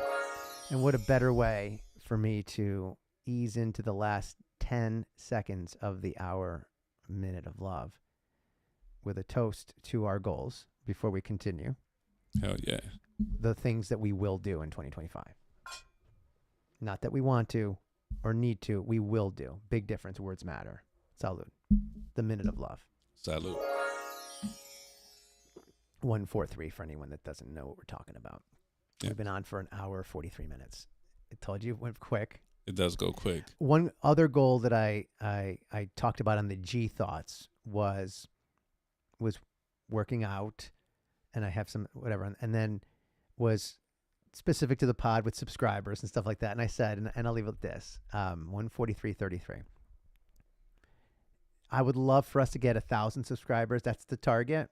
But then I go, why would I only shoot for 1,000? What's a target? What I need to get, then what I want to get, and then why wouldn't I just, what it would be the best possible case? Mm-hmm. So I said, what about 10,000 subscribers next year? Like, that's not audacious. What if the target is 10,000? That's the target. What I need to get, or we need to get. What I'd love to get is 100,000. The perfect one would be 1 million. Why not? Is it feasible? Yeah, maybe. Is it likely? Probably not. But I'm going to do it anyway. I'm going to shoot for it. Why not? Right? If you don't know what the best possible scenario would be in any given situation, you're not dreaming big enough, kid. Mm. I'm not saying shoot for the moon, because it's tough to target that. shoot for somewhere way far away, just in case you land past your intended target. What would be a goal that you want, or are there any goals that you have that we talked about that have a far-reaching, like the best possible scenario is this? Do you have one like that? Because you said just like one person reacting, and what if it was 1,000 or 100? I wouldn't say it's a. It's not a goal. It's not a goal. Be a beautiful thing, right? I would like to hire 2 assistants to handle the emails that will come in. Yeah. I want to How get to cool would that that point be? that I have 2 people going through all the emails, and it's like we want to answer all of them personally, not a third person personally, but take like the top, maybe let's say the top 4, the one that we read it, and we was like, okay, this one is definitely one of them, and go through them that way. Go on. Yeah, no, because when you say you want to, 1 million subscribers is perfect. I mean, for a number, whatever. It doesn't mean things will be think perfect. 1 million is like the minimum with what we're doing. It's just because I've really never seen anything like this before in anywhere. Me neither. And I've spent months, going through videos and researching, like, God, and this is after, my separation. I need freaking help. Like, what, like, I'm really losing my mind here. I don't have enough money to go pay for a therapist. Now what? Oh, snap. Look at these 2 guys over here. They just separated and they're talking about it. Oh, let me. Not from each other. Pero, I like we said, and mentioned it a couple of times during our pilots. If something like this existed when we was going through our stuff, we would be totally tuned in because it's absolutely relatable. And 57% of marriages ending in divorce, and 80% of them are initiated by the wife. It's like there's a lot of men there that would benefit. If you felt anything that I felt, you know what I'm saying, or what Jay felt, it's tough.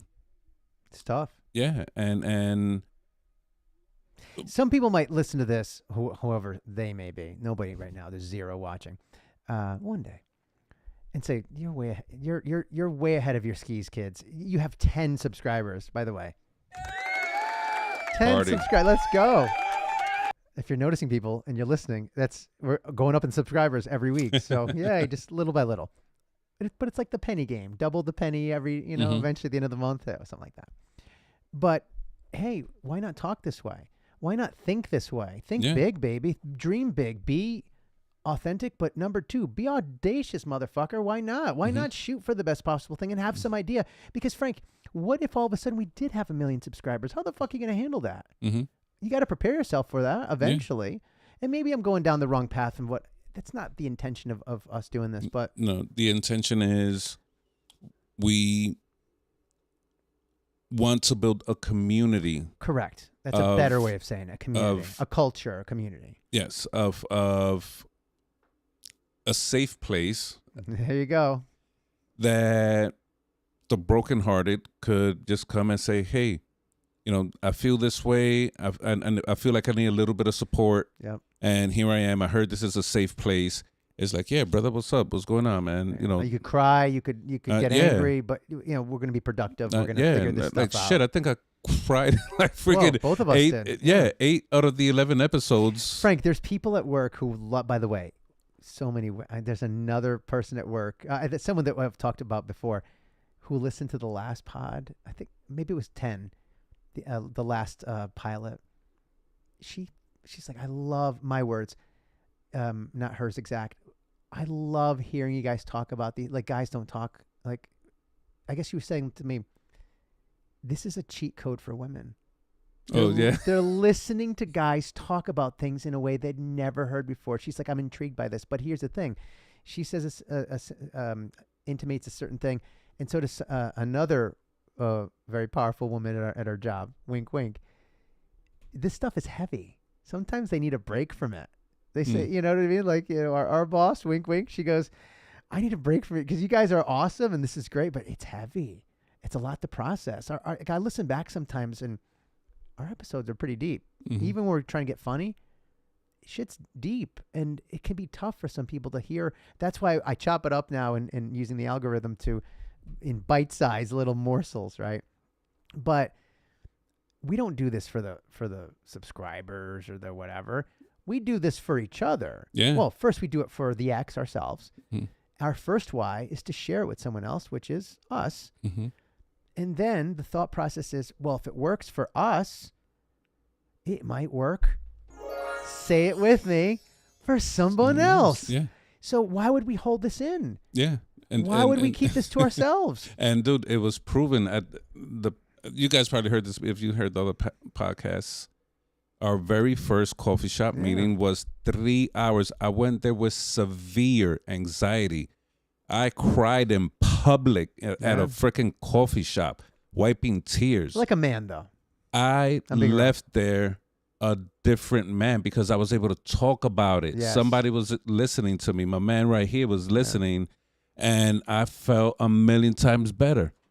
And it happened again and again and again. And then we was like, you came up, you know, with they had this baby in the back of your mind the whole time. Adam and Steve. Next thing you know, here we are. And, the feedback so far has been, one of the girls told me, they was like, you know what? I'm going to be more empathetic to my husband. I'm going to be nicer to my husband. I'm not going to beat him down. And I was like, okay, so we did this for the guys. Now the girls are listening, and isn't that pretty cool though? That is. Bro, I would have never guessed. Neither did I. Never guessed. No. And wow.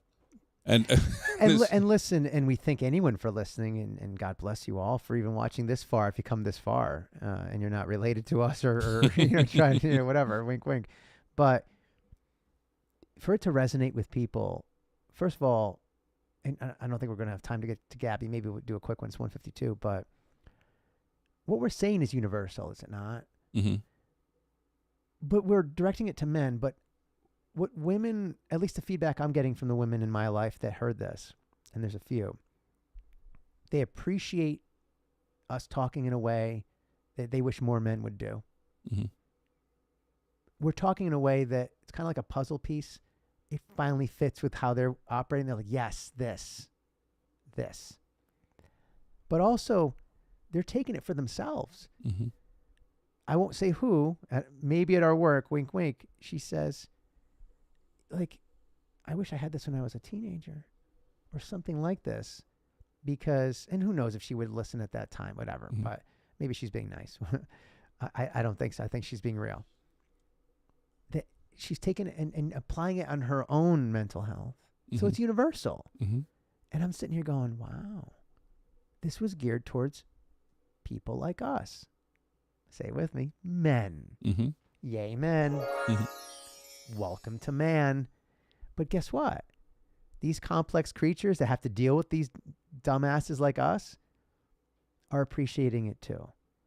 So, wow, now we've opened up the whole well of the possible people that this can reach out to, right? Yeah. So maybe 1 million subscribers. Some people say you're way over your skis, kid. Get 100 first.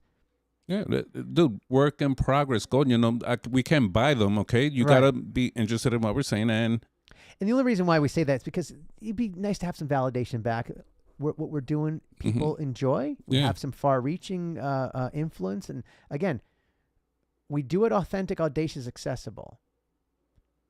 What we're looking to do is inform, entertain, and inspire. In any particular order, however many applies to you, right? Yes. However it happens. If it lands, it lands. Battleship, boom, hit. You sunk my heart, my soul. The idea, though, is then we could maybe make a career of this one day. Who knows? That's the best possible case scenario. Yeah, I could talk about this forever, man. But don't you love just like, it feels great when you're done. Whether or not anyone listens, who gives a shit? That's gravy, right? This is awesome. Yeah, dude, it's I forgot which part it was that I was like, I'm gonna pay X amount of money to go talk to a happily married Oh my man God, or a yes, happily yeah, married yeah. woman about how miserable I am about separating and leaving my Yeah. family behind of 17 They don't know what I'm years. going through. They don't know what the hell I'm going Right. through. They could textbook the feeling, oh, well, how does that make you feel? And it's like, well, it feels fantastic. What do you think? You know what I'm saying? Yay, man. But talking to someone that went through what I went through, Right. and, I said, for example, I gave a couple, I'm not going to say the examples, and you was like, oh, shit, that was exactly me, that towards the end, Yep. we're sleeping in different rooms. Yep. It's the awkward morning coffee, these are very specific things that if somebody listens to, it's like you slept in a different room too. There was the awkward coffee moment that you're both at the coffee maker, nobody's saying anything. Nothing. And this is years of marriage. This is a family. This is mom and dad here. It's heavy stuff. But wasn't it illuminating for you to hear that even though you have a unique scenario with your partner and she has been in your life for all that time and no one knows what you guys go through and it's unique to yourselves and all that stuff, that the moment that you're talking about, I had a similar one. It just, the embellishments were a little bit different, and isn't it illuminating and go, wow, someone else knows. Yeah. I never forget what you said. You was like, bro, same shit, man. Yeah. And you were like this, and I was Yeah. like, what do you mean? He said, bro, this, that, and that. And I was like, stop. Same thing. And and I said, stop. He said, bro, I'm not kidding. Like, you fucking serious, Yeah. dude? And So do you think there's someone else out there somewhere that also is going, wow, same thing? there has to be. It has to be. It's only logical, right? But Call us or email us. yeah, what's our email again? gtalk4, the number 4, us, US, at gmail.com. And That's it's right. for us because there is no them. There's only us. And you can be, whoever you are, part of this community. Us. Yes, it's All of us are part of this. Men, right. woman, beautiful baby. That's right. By the way, And 1:57:18. We got 2 minutes, kid. we got 2 minutes. So together, You this know what that community, means. yes, But go on. together we will get through this. These two guys over here, you know what I'm saying? I'm in a way better place than I was before, and I see my man Ja coming, chugging along. We got a couple of weeks here that are very, very important. I'm praying for you, brother. Thank you. My mom is praying for you, and her church is God praying bless. for you. We are pulling for you. There is no other outcome than the outcome that you expect. And We'll see. It will manifest. I have zero doubts. I will bet my left wallet that Your left wallet. Where's the right one? I was going to say something else, but I know what you're saying. And And sometimes they get a little nutty. I knew you was crazy, but now I clearly see your Boom. 1 minute, kid. 1 minute. So yeah, that's the way that's gonna play out. And in the meantime, coño, second pod, bro. Second pod. How do you think it went? I This is kind of chill. We kind of. yeah, very mellow. I like. We'll see. I didn't want to mention a certain thing, but whatever. I have the right to. It's the First Amendment. By the way, this is the G Talk was sponsored by the First Amendment. It's first for a reason, people, because it is the most important, and I had the right to say what I said. Yeah. Because if they took me to court, they'd have to prove me wrong, Mhm. and they wouldn't want to do that. Now, would you, Webster? No, because I know too many people, and I know too much information, and I never signed a non-disclosure agreement, so kiss my ass. Mhm. Cool? And we're going to go out with a bang, right? Frankie, you want to take us out? How do we Yes. go out? We will be back next week discussing what we did not discuss today. Which is everything else. Bring your friends next time. Bring your friends. God Salud. bless everyone. Be safe. Take care.